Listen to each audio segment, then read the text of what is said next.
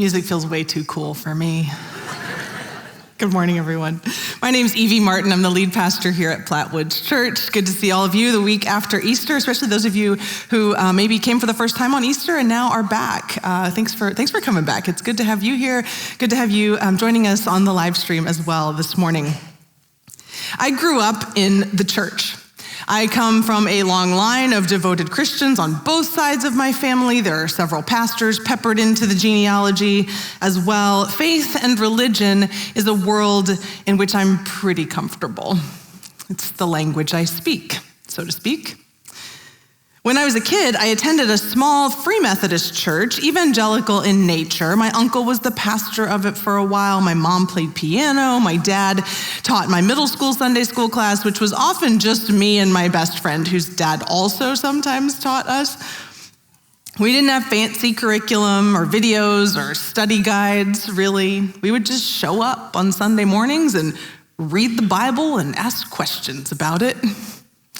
In hindsight, I realized that was perhaps a less common Sunday school experience for teens in the Bible Belt in the 90s than I thought. But I remember fondly our early study of Genesis chapter 1.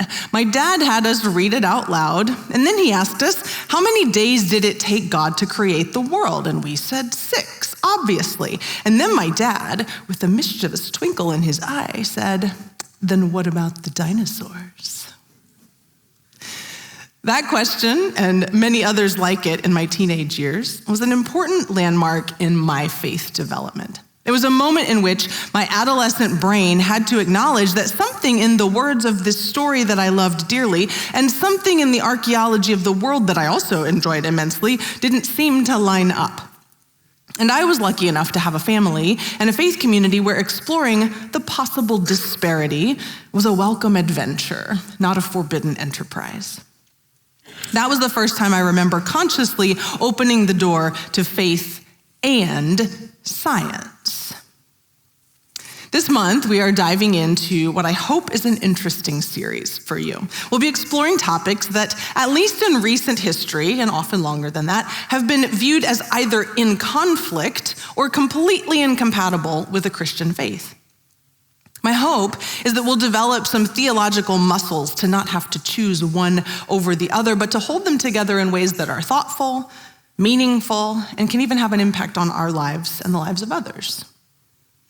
I will confess, these are not easy sermons.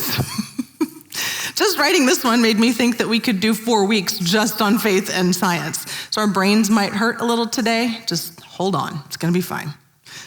But I do hope to give you a few handholds for this topic, and you can check your e-note each week to explore some of the other resources that we use in preparing to preach about these topics. If you got our e-note last week, I already shared 4 resources that I used to prepare this sermon.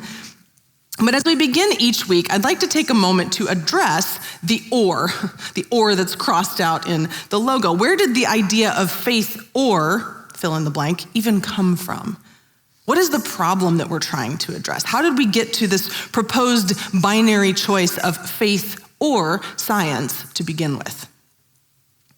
There's really no seminal moment in time to point to that answers that question, but we can certainly look back over history and see ebbs and flows of the relationship between religion and science, particularly institutionalized religion. We think, notably, of figures like Copernicus and Galileo and Kepler and even Newton a little bit later on, who were all religious men, asking huge questions of the universe and advancing human understanding of how exactly we exist therein, positing a heliocentric solar system, elliptical planetary orbits, laws of motion, science that today we'd be delusional to deny. And yet, in their hypotheses and discoveries, each one of them found themselves sometimes supported by, but more often at odds with the church to varying degrees. Fast forward to the 19th century, most notably the work of Charles Darwin in evolutionary science. Darwin's science just so happened to be emerging at the same time as a new approach to biblical interpretation was on the rise, an approach we now call biblical literalism. So you put this new science and a literal approach to Scripture together at the same time, and you get a perfect setup for an absolute clash of realities, or at least a clash of two modes of understanding the world and our place in it. Both religion and science at that time suddenly put deep stakes into the ground for having the only way to explain or understand the world and human experience. And when you set up a binary like that, conflict is the only option. That conflict may have seen its apex in the late 19th and on into the 20th centuries, but the residual effect is still with us today. That wasn't that long ago. You must choose faith or science. You can't have both. We know the conflict is still with us to a degree because we have places like the Creation Museum in Petersburg, Kentucky, where millions of dollars have been invested to explain just exactly how the Earth is only 6,000 years old, dinosaurs, carbon dating, and all. And then on the other side, we have scientists like Richard Dawkins, author of The God Delusion, who says that faith is the great cop-out, the great excuse to evade the need to think and evaluate evidence. But those kinds of examples seem more like the far edges of the bell curve to me. I think the vast majority of thinking people of faith, as well as the majority of thoughtful scientists, fall along a much wider spectrum, probably somewhere in that bell in the middle. I think the human mind and heart have the capacity for much more than this binary proposition. Humans are built for and. Physicist and theologian Ian Barber is the modern scholar who has given us the most helpful framework for and to date. In a series of lectures he did right in the early 90s, which later became several different books on religion and science, Barber identifies 4 ways we can think about the relationship between faith and science. His work remains the standard for these discussions even today, and the working question that he set out to answer was, when science meets religion, enemies, strangers, or partners? So the 4 possibilities that he names for this relationship between faith and science are conflict, independence, dialogue, or integration. In talking about conflict, the claim is that science and religion make rival statements about the same domain. So a person must choose between them. This is the category that we've already sort of been talking about, where our or comes from. The Creation Museum, or the scientists who insist there can be no divine actor in the world.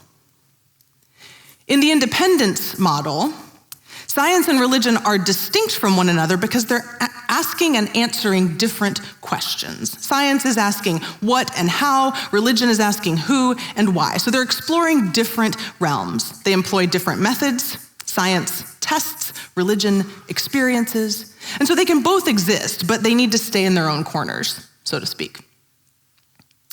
With the dialogue model, Barber suggests that no, actually there are constructive relationships between religion and science. So this model highlights the similarities rather than the differences in what each one is trying to accomplish. We're all trying to understand more of what got us here and what it means that we're here.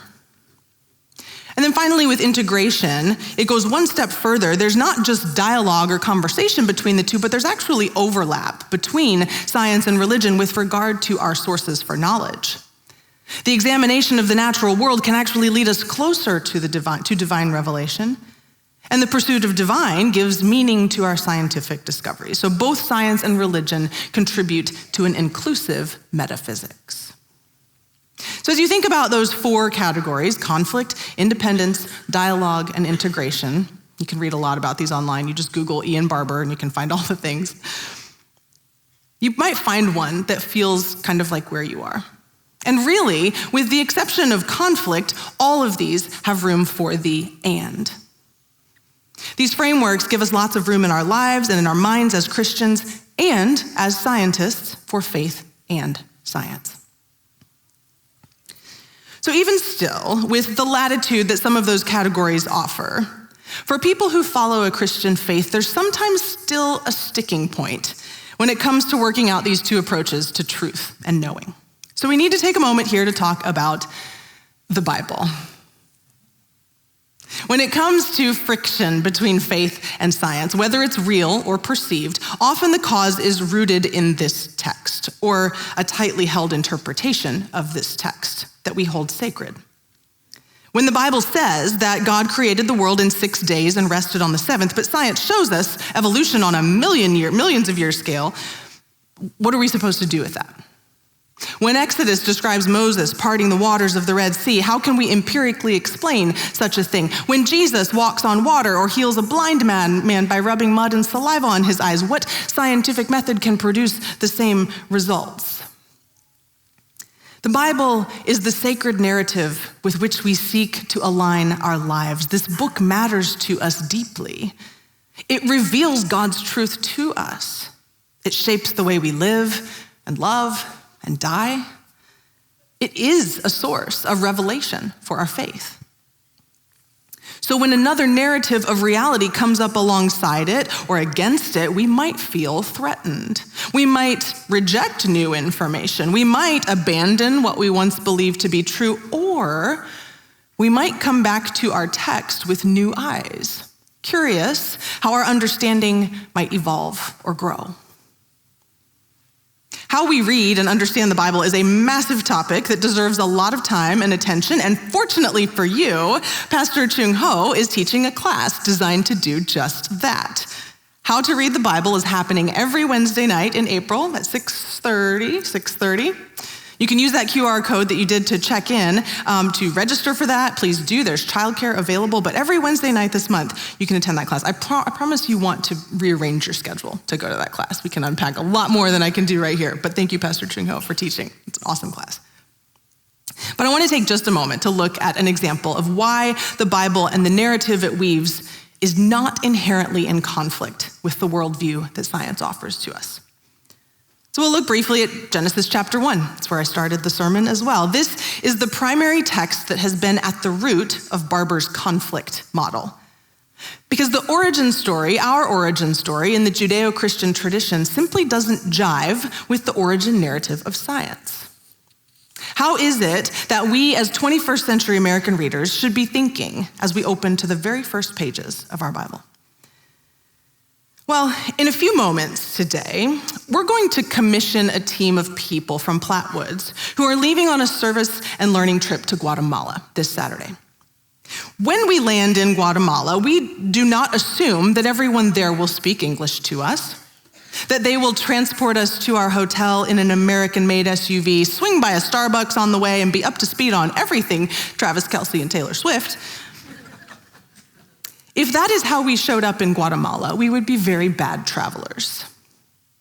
No, we assume and we prepare for stepping into a cross-cultural context where we have learned at least some basic words of Spanish, where we will pay close attention to the things around us, dress according to their custom, and ask lots of questions to try and understand who our hosts are and how they communicate with us. May I offer that opening our Bible is exactly the same kind of experience. We are stepping across cultures and time, for that matter. So let's think about this with that framework in mind, just with the first few verses of Genesis chapter 1. Bereshit bara Elohim et hashamayim v'het haaretz. Got it? Tracking? Great. Because everyone here understands biblical Hebrew. No, right off the bat, we have cross-cultural work to do. We've translated this familiar phrase across the globe over 3 millennia. So now we better recognize it and understand it as, in the beginning, God created the heavens and the earth. In a different translation, we hear, when God began to create the heavens and the earth. Okay, so let's be good cross-cultural travelers here and try to think about the world that our storytellers inhabit. The word eretz, translated as you heard as earth. What image does the word earth conjure up in your mind? Probably something like this. Yeah? We envision the planet, this little blue dot in its entirety, round, rotating, home to 8 billion humans. Let me ask this, when was the first picture like that taken? 1947. That's the year my dad was born. The first picture of the Earth from outer space, 65 miles above the surface of the Earth. We didn't get that whole globe image until the late 60s. So that's 3 generations of people in human history who have an actual visual scientific frame of reference for Earth, Eretz, as the blue planet. What did the Hebrew people 3,000 years ago think of when they heard the word Eretz? Not that. They thought of this: the ground beneath their feet, the dirt, the land, as far as the eye could see, sure, but there was not yet any concept of planet for them. The first verse of the origin story of Genesis is not trying to tell us an astrophysical tale. Does that mean it is in conflict with modern planetary science and must be discarded? No. It means the storyteller has their own purpose in their own place and time. Or, let's take it on to verse 6. What are we to make of this? And God said, "Let there be a dome in the midst of the waters, and let it separate the waters from the waters." So God made the dome and separated the waters that were under the dome from the waters that were above the dome, and it was so. God called the dome sky, and there was evening and there was morning the second day. What is this dome they are talking about? Did you learn about a dome in science? In Hebrew, it's a tricky word. The word is rakia. In English, that gets translated a lot of different ways. In King James, we read firmament, whatever a firmament is. We see the word dome in the NRSV. In the NIV, it reads vault. What is this thing that separates the waters from the waters? There's not water up there. We know there's atmosphere and then there's space. But what do our storytellers see in their world? They see the Eretz beneath their feet, and they know there is water below the Eretz, because what happens when you dig deep enough? And when you look up, what is there? A big blue canopy, and sometimes water comes in from there too. So there must be something keeping it from falling all the time. What is it? It's the rakia, the dome, the vault, put in between to keep the waters from just crashing in all the time and destroying everything. The literal definition of the word rakia is an extended surface, a solid expanse, as if beaten or hammered out.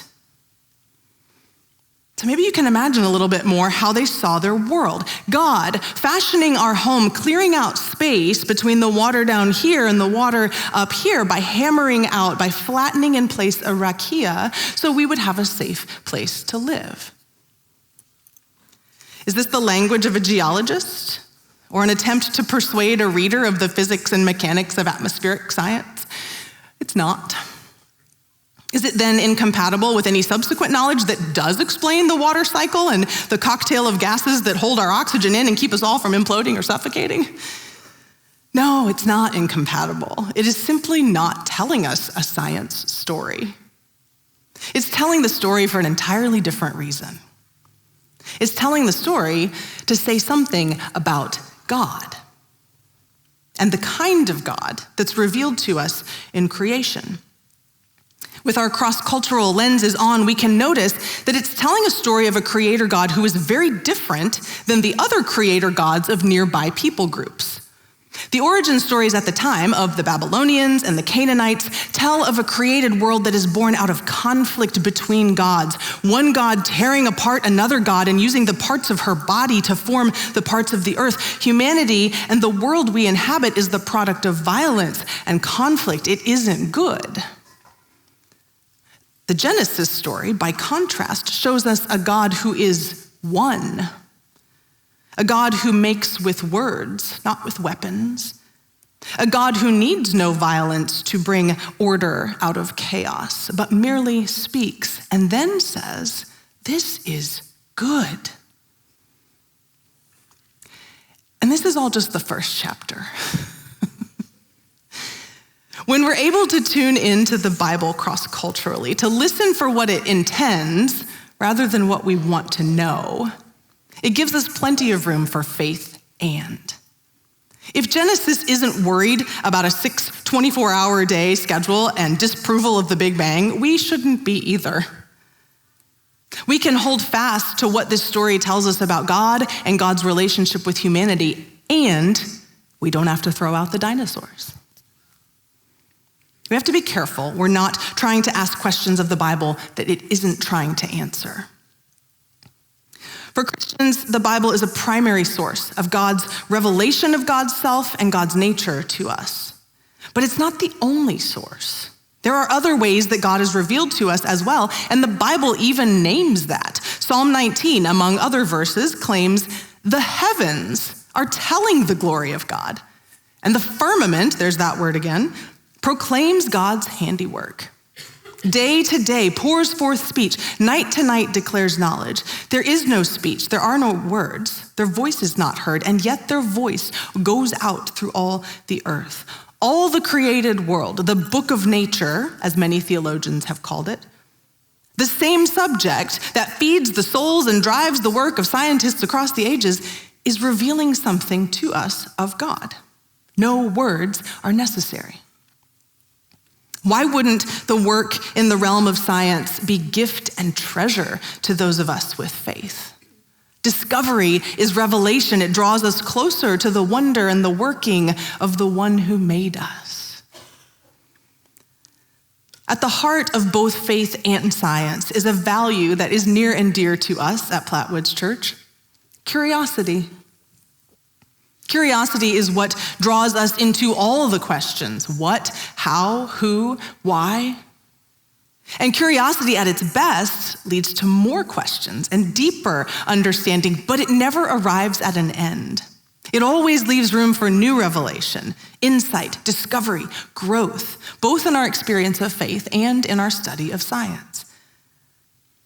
Both disciplines can get into trouble, however, when the value of certainty becomes the highest priority. And both religion and science do this, by the way. They at times do not admit their limits.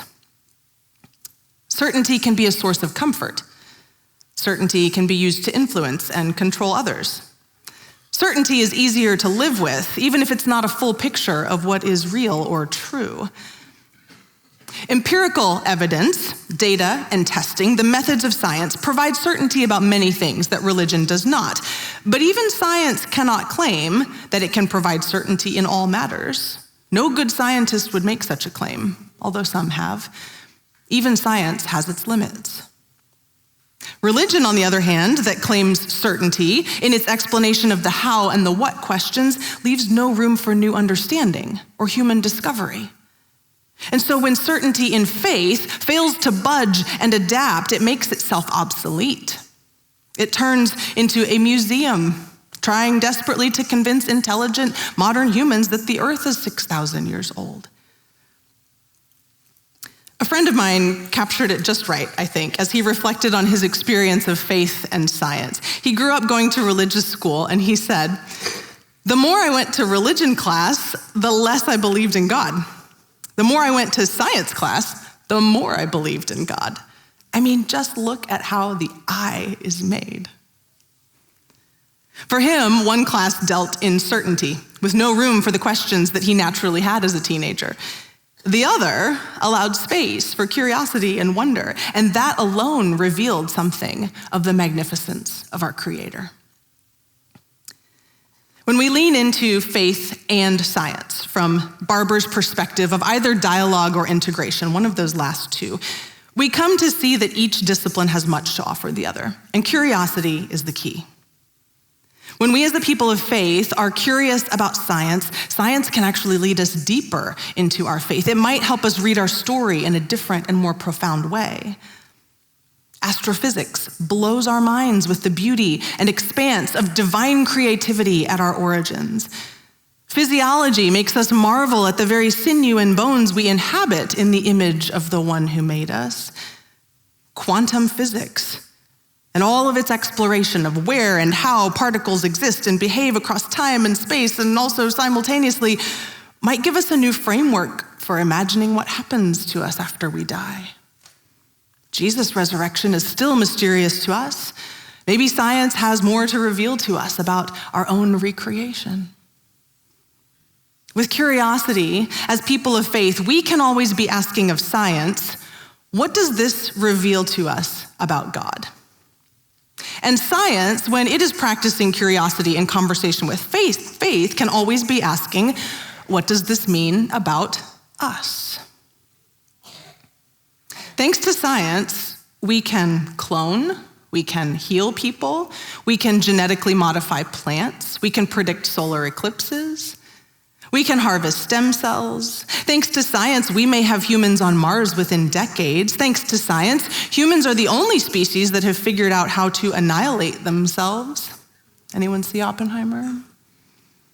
Thanks to science, humans also have the technology and capability to save the planet. Science can do many things and will continue to pursue the impossible until it is possible. But just because we can do something doesn't mean we always should. And sometimes what we should do, we don't.